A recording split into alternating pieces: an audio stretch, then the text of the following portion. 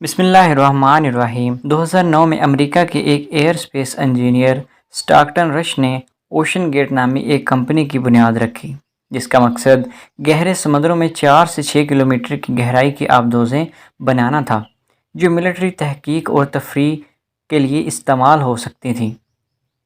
اس company کا ایک مقصد دنیا کے امیر ترین افراد کو گہرے سمندروں میں آبدوز کے ذریعے سیاحت پر لے جانا بھی تھا۔ 2009 سے اب تک اس کمپنی کی 3 آبدوزیں 200 سے زائد مرتبہ گہرے سمندروں میں مختلف مقاصد کے لیے گئیں اور بحفاظت واپس لوٹیں۔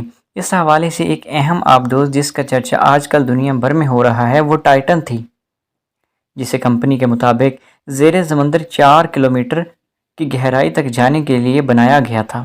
یہاں یہ بات یاد رکھیں کہ سب سے اونچی عمارت دنیا کی برج خلیفہ ہے، جو 1 کلومیٹر سے بھی کم اونچی ہے، جبکہ ناگا پربت کے بیس کیمپ کی اونچائی سطح سمندر سے تقریباً 4 کلومیٹر اوپر ہے۔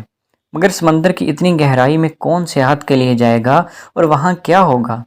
اس کا جواب ہے ٹائٹینک۔ جی ہاں، ٹائٹینک، جس پر مشہور زمانہ فلم بنی تھی، جس کی شہرت کی وجہ اس میں موجود ایک سین تھا جس میں ہیرو اور ہیروئن ٹائٹینک کے اشرے پر ایک دوسرے سے جڑے سمندر کو باہیں کھول کر دیکھ رہے تھے۔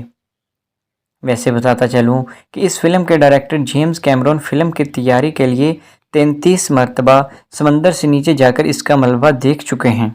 ٹائٹینک اپنے زمانے کا سب سے بڑا جہاز تھا اور یہ 1912 میں اپنے پہلے ہی سفر پر سمندر میں تودے کے ٹکرانے سے ڈوب گیا تھا۔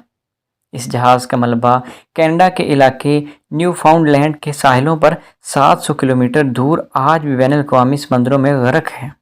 اس ملبے کو 1985 میں دریافت کیا گیا تھا۔ یہ ملبہ سمندر میں تقریباً 4 کلومیٹر نیچے موجود ہے۔ اسی ملبے کو امیر سیاحوں کو دکھانے کے لیے اوشن گیٹ ایک آبدوز استعمال کرتی رہی ہے جس کا نام ٹائٹن تھا۔ یہ آبدوز 2021 میں پہلی مرتبہ ٹائٹینک کے ملبے تک پہنچی۔ اس ٹرپ پر ایک آدمی کا ٹکٹ $2,50,000 کا تھا۔ $1 آج کل 288 روپے میں ہے۔ خیر، دوسری مرتبہ یہ 2022 میں ٹائٹینک کے ملبے تک سیاحوں کو بحفاظت لے کر گئی تھی، اور اب تیسری مرتبہ 18 جون بروز اتوار کو یہ 5 سیاحوں کو سمندر میں غرق ٹائٹینک کا ملبہ دکھانے کے لیے لے جا رہی تھی کہ اس کا رابطہ سمندر کی سطح پر موجود اپنے معاون کشتیوں سے سفر کے آغاز کے 1 گھنٹہ اور 45 منٹ کے بعد منقطع ہو گیا، جس کے بعد پوری دنیا میں اس کی خبر پھیل گئی اور اسی کی تلاش کی کوششیں ہونے لگیں۔ یاد رہے کہ اس آبدوز پر 96 گھنٹے زندہ رہنے کے لیے آکسیجن موجود۔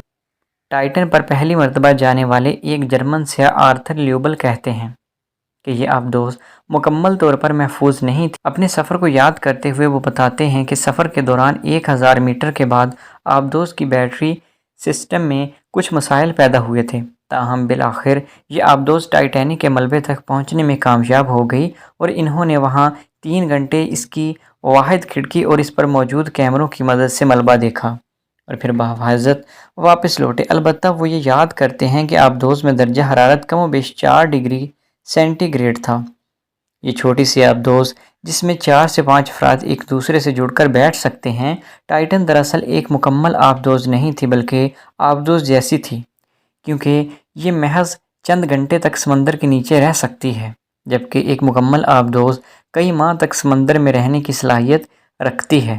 یعنی 18 جون 2023 کو ٹائٹن میں 5 افراد سوار ہوئے، جس میں اس کمپنی اوشن گیٹ کا مالک اسٹاکٹن رش، برطانوی کاروباری شخصیت ہمیش ہارڈنگ، فرانسیسی پروفیشنل غوطہ خور پال ہنری اور پاکستان کی کمپنی اینگرو کے وائس پریزیڈنٹ شہزادہ داؤد اور ان کے جوان سال بیٹے شامل تھے۔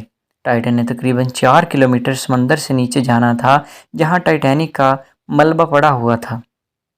اس تک پہنچنے میں اسے 2 گھنٹے اور 45 منٹ لگنے تھے، جس کے بعد اس نے 3 سے 4 گھنٹے تک ٹائٹن کا ملبہ دیکھنا تھا اور پھر واپسی کا سفر طے کرنا تھا۔ اس پورے سفر کا کل دورانیہ کم و بیش 10 سے 11 گھنٹے تک تھا۔ زمین کی سطح پر انسانوں پر کرہ ہوائی یعنی زمین کی فضا میں موجود آکسیجن کا دباؤ ہوتا ہے جو ہر وقت ہم پر رہتا ہے۔ یہ 1 ATM یعنی 1 ایٹماسفیرک پریشر کہلاتا ہے۔